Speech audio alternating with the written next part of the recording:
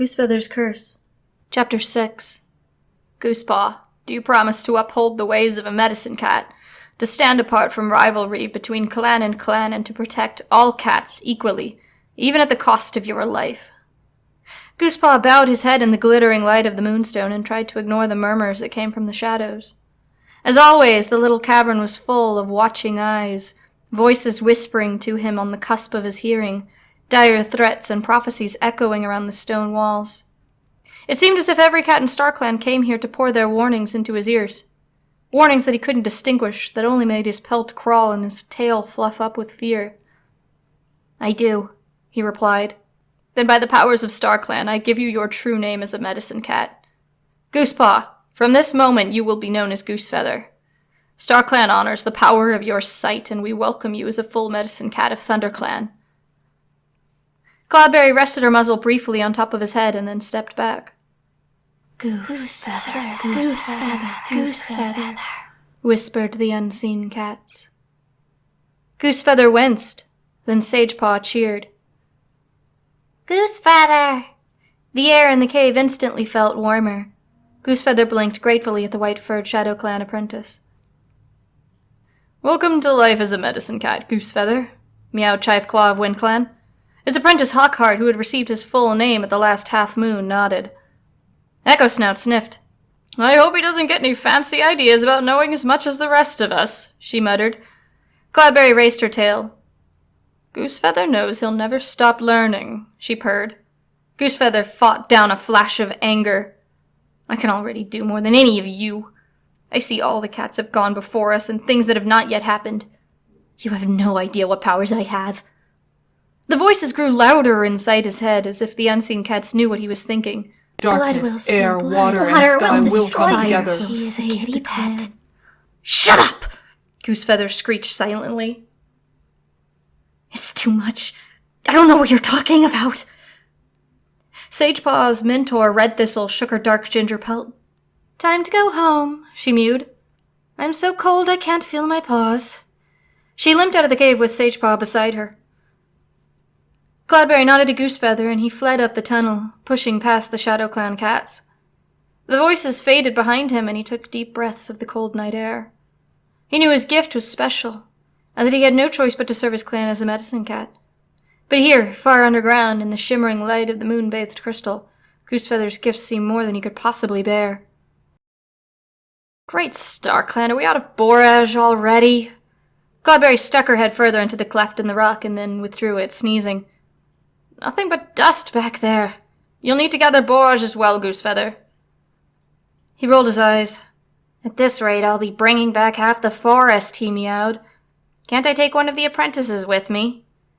Cloudberry shook a scrap of leaf off her ear and fixed him with her gaze. "As far as I'm concerned, you are an apprentice.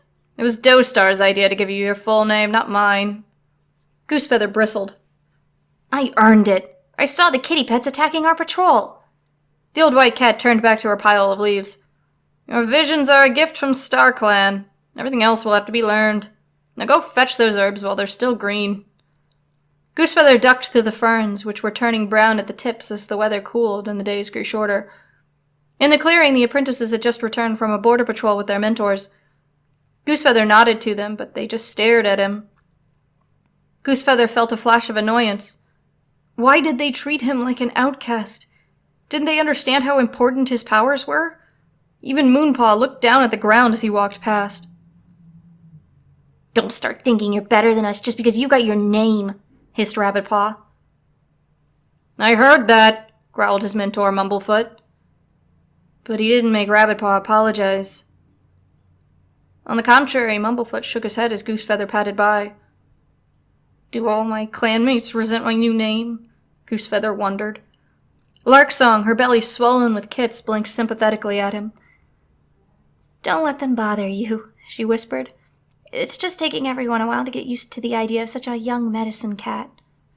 Goosefeather shrugged. "Not my problem," he mewed. He pushed into the gorse tunnel, wincing as a tuft of his gray fur got caught on a spike. He climbed out of the ravine and headed straight into the forest. There was a patch of comfrey halfway to 4 trees that still had several green plants last time he visited. The trees were silent and the air was still except for the occasional crisp brown leaves drifting down. One brushed against Goosefeather's nose, and he purred in amusement.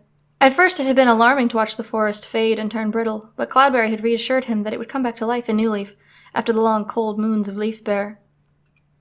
He reached the comfrey and started to pick the biggest leaves, nipping them low down on the stalk to make them easier to carry. He was just stacking them in a pile when he heard a crashing sound beside him. Goosefeather spun around just as a clump of bracken split apart and Stormtail burst through. The blue-gray warrior paused when he saw Goosefeather and bared his teeth. "Watch out!" he snarled. He sprang past Goosefeather and disappeared into the brambles. There was a single moment of stillness, and suddenly Goosefeather knew exactly what was about to happen. He had known about this since he was the tiniest kid, and in a way he had been waiting for it all his life. This had been his very first vision, and like all the rest, it was doomed to come true. The forest drew breath around him, and a huge black and white shape loomed through the bracken, bellowing in rage. Goosefeather braced himself. The badger had found him. It was far bigger than he imagined, but the narrow, striped face was the same, and the sharp teeth dripping with saliva. The creature fixed beady black eyes on him and lunged toward him with a roar. There was no time to recall any of the battle moves Goosefeather had seen being practiced by the apprentices. He dropped to the ground and curled himself into a tiny ball. The terror he had felt as a tiny kid flooded through him, clamping his chest like talons. "Daisy Toe!" he whispered. The badger landed with a thud on all four paws, trapping Goosefeather under its belly. Its fur stank like rotting flesh, and its hair was coarse and bristly. Goosefeather tried to wriggle free, but the badger spun around far more quickly than its size suggested and held Goosefeather down with one massive paw. Huge, sharp claws sank into Goosefeather's pelt, and he lay still, too scared even to shiver. "Is this how it all ends?" he wondered, his mind strangely clear. "If I see a dead cat now, will he be coming to take me to StarClan?" The badger seemed puzzled by his lack of resistance. It rolled him roughly onto his side and lowered its head to sniff at him. Goosefeather retched as foul breath filled his nose. Then the badger curled back its lips, revealing cracked yellow teeth. And Goosefeather suddenly knew that he didn't want to die. He let out a screech, bucking wildly under the badger's paw until he could tear himself free. With a snap, the badger shut its jaws and lunged for Goosefeather again. Goosefeather knew there had to be something he could do to defend himself, some clever twist of claws or teeth, but all he knew were herbs and dead cats. "Help me!" he yowled. The badger grunted as if it liked the idea of a prey that made a noise. It slapped Goosefeather to the ground with its front paw and loomed over him. A globule of drool fell into Goosefeather's eye. "Get off him!" There was a shriek behind the badger, and the massive head jerked away from Goosefeather. Blinking away the drool, he spotted a small silver shape clinging to the badger's shoulders. "Leave him alone!"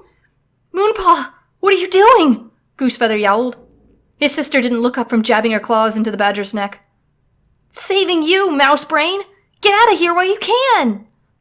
The badger was twisting and snapping at the tormentor on its back.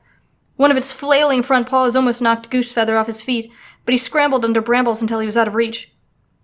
"I can't leave Moonpaw to fight it on her own," he thought desperately. But he knew there was nothing he could do to help her. He had no fighting skills. Suddenly there was a thrumming of paws and a horde of blurry shapes flew at the badger. Yowls split the air and the badger hunched under the warrior's attack. Goosefeather saw Daisy Toe tear the badger's ear with her claws, while Windflight savaged its stumpy tail. Moonpaw sank her teeth once more into the badger's scruff. Then the mighty animal let out a bark and started to shuffle away into the bracken. One by one, the warriors dropped to the ground and chased after it, still spitting and snarling. Only Moonpaw remained, her sides heaving and blood welling from a scratch above her eye. "Goosefeather!" she panted. "Are you there?" Goosefeather crawled out from beneath the brambles. "I'm here," he meowed. "You saved my life, Moonpaw." "Thank you." He stood up and tried to rub his muzzle against her head, but she ducked away. "You shouldn't be out here on your own if you can't defend yourself," she hissed. "I can't believe you've been given your full name when you don't even know how to fight." Goosefeather shook his head. "Wait, it's not my fault the badger attacked me. It was Stormtail." Moonpaw stared at him. "Really? You're going to blame Stormtail for this? Who do you think found the patrol and told them what was happening? I don't believe you, Goosefeather. You put all our lives in danger today. I won't always be here to save you.